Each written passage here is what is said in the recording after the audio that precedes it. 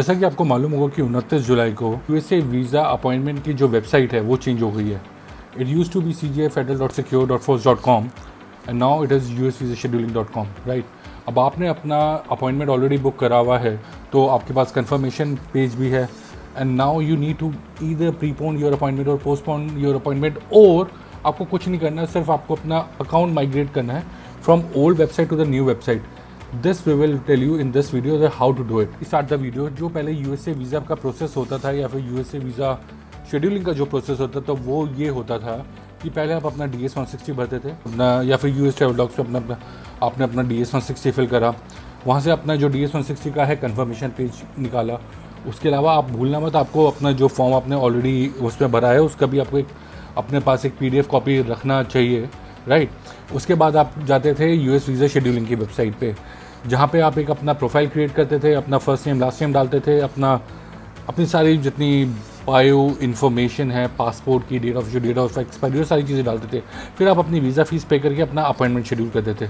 But 29 जुलाई 2023 को आपको मालूम होगा कि now the website is change for scheduling your visa now on usvisascheduling.com। So how you need to migrate on to this website. इसके लिए आपको क्या करना है और क्या नहीं करना है ये मैं बताऊंगा आपको इस वीडियो में, तो देखिएगा। तो उसके लिए हम क्या करेंगे, अपने सिस्टम पर जाएंगे और काम शुरू करेंगे। तो चलिए शुरू करते हैं। अब हमें क्या करना है, so now we are logged on to the system and I think you can see my computer screen. So let's go to google.com। google.com पे जाते ही व्हाट विल डू, आ गया, सीधा ही आ गया US visa scheduling. It says that the website under maintenance. Is it so? I don't think so. Okay. तो जी ये खुल गई अपनी नई वेबसाइट usvisascheduling.com। तो पहले ये कोई और वेबसाइट होती थी जिस पे आप अपनी आईडी बनाते थे। अब इस पे आपको अपनी आईडी कैसे क्रिएट करनी है। अब यहाँ पर आया है पहला option, user name, password, captcha code. अगर आपको लग रहा है कि आपने जो CJ फेडरल वाली जो पुरानी वेबसाइट वाला जो अपनी लॉगिन आईडी था वही आप यहाँ डाल दोगे, तो ऐसा बिल्कुल भी नहीं है। यहाँ पर आपको क्या करना है, यहाँ पर आपको साइन इन नाउ पे जाना है। साइन इन नाउ पे आप क्लिक करेंगे। साइन इन नाउ पे क्लिक करते ही this is the new website. Okay guys, congratulations and this is the first step. चाहे आपका ऑलरेडी उस वाली पुरानी वेबसाइट पे प्रोफाइल हो या ना हो, बट अगर आपको अपना फीस देना है, अपना अपॉइंटमेंट बुक करना है, so this is the system that you need to follow. So first it says you for a user name. So user name can be anything, it can be alphanumeric ABC 1 2 3 और it can be anything which is unique. तो अपने नाम के बाद कोई number भी लगा सकते हैं। तो आप अपना यूज़र नेम डालेंगे, अपना पासवर्ड डालेंगे और अपना कंफर्म पासवर्ड डालेंगे, ठीक है। जो आपने पासवर्ड में डाला है वही you will be entering in the confirm password and then the verification. The verification is necessary, please click here to send the verification code in the email address.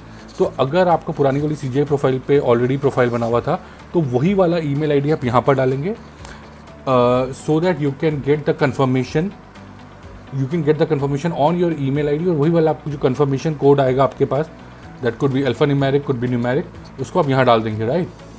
उसके बाद आता है आपका given name and sir name. यहाँ पे आपको बहुत ही सावधानी बरतनी, क्योंकि जो आपका पासपोर्ट का बायो पेज है उसमें जैसे आपका गिवन नेम दिया हुआ है और जैसे आपका सर नेम लिखा हुआ है वैसे ही आपको यहाँ पर एंटर करना है। उसके बाद there are 3 security question.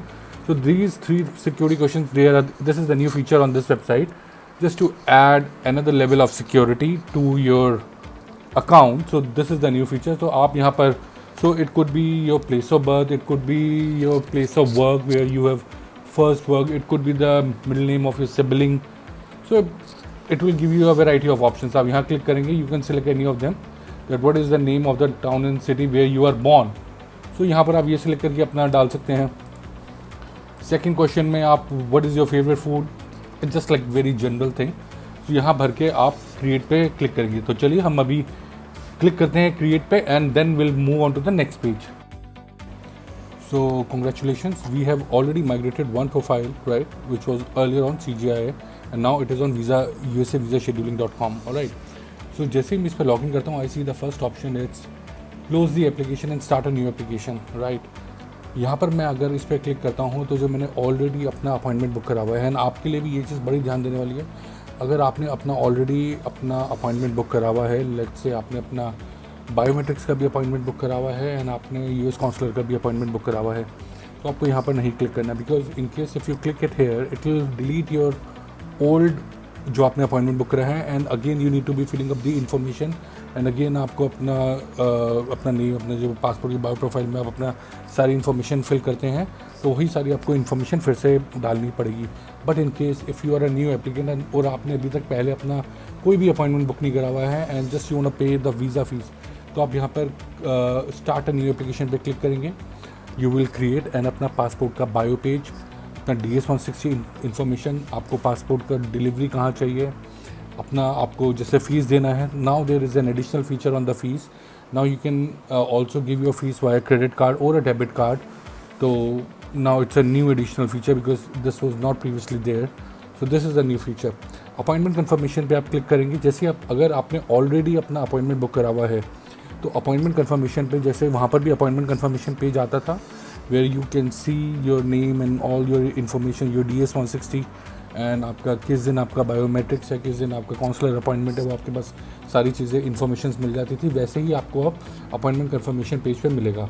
Manage appointment पे आपका वही सारी, इसके अंदर आपका अपॉइंटमेंट्स का अब बारे में आ जाएगा कि किस दिन आपका CGI प्रोफाइल है। ये उन लोगों के लिए है, ये किसका आएगा, ये जिन्होंने अभी ऑलरेडी अपनी फ़ीस दे दी है and they have already book there appointment. But yes, अगर आपने ऑलरेडी अपना फ़ीस देना है, आप फ़ीस देकर अपना अपॉइंटमेंट, अपना बायोमेट्रिक्स वगैरह देंगे।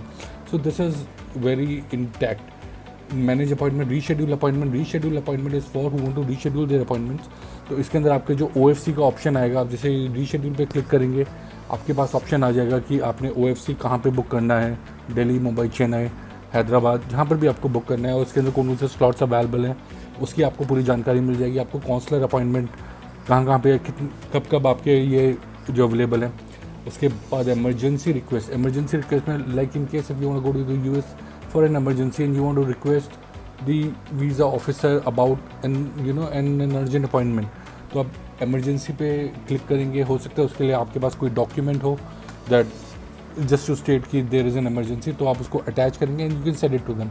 Once they will see and review your application and it's been approved, you can book an immediate appointment after that। Manage applications के अंदर आपके पास एप्लीकेशन नंबर आ जाएगा कि ये आपका एप्लीकेशन है, उसके डिपेंडेंट्स आ जाएंगे।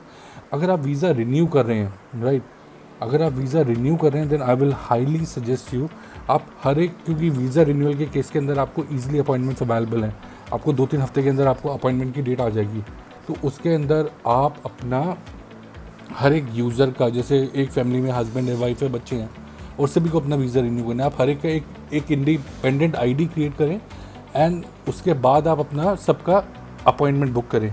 क्योंकि क्या होता है, अभी we have just got an application जहाँ पर एक जो मेन यूज़र्स था उन्होंने गलती कर दी थी, तो उसकी वजह से बाकी जो डिपेंडेंट एप्लीकेंट्स हैं उनको भी वेट करना हुआ। फिर बाद में वी हैव रिक्वेस्टेड कि आप इसके अंदर अलग अलग ID कर दीजिए, तो ये जिससे आपको ये प्रॉब्लम ना हो, तो इसलिए I will advise you to go about it. And also it is also been advised. Manage applications, feedback and requests. Now you can already communicate. You can communicate with the visa officers on this. That in case if you want to request on something, like in case if you want to modify the DS-160, for example, or once you go to the CGI, अच्छा आप modify, जैसे पहले update profile का option आता था जिसके अंदर what used to happen कि हम लोग अपना जो DS-160 था उसका कंफर्मेशन पेज नहीं निकालते थे, but now the manage profile section is no more there। सो आपको जो अपना कंफर्म DS-160 का नंबर है वो आप देंगे। बट ये हो सकता है कि जब आप एम्बेसी जाएँ या फिर जब आप अपना बायोमेट्रिक्स के लिए जाएँ और आपके उसमें कोई आपकी गलती निकले, then they could do it. I mean you need to check up and you need to request for it, but previously you could do it easily. And messages section में you can get, so this is the new portal and I hope this is very well and clear. Just in case if you got any question, any thing you would like to ask, then comment section में आप कर देना। इस embassy का ये जो नया visa portal है, इसका हम एड्रेस वगैरह वो सारा मैं डिस्क्रिप्शन में डाल दूंगा। And in case if you got any question, ask us in the comment section. So I hope that this video is useful to you, and if you like this video, just hit the like button and subscribe the channel. Thank you.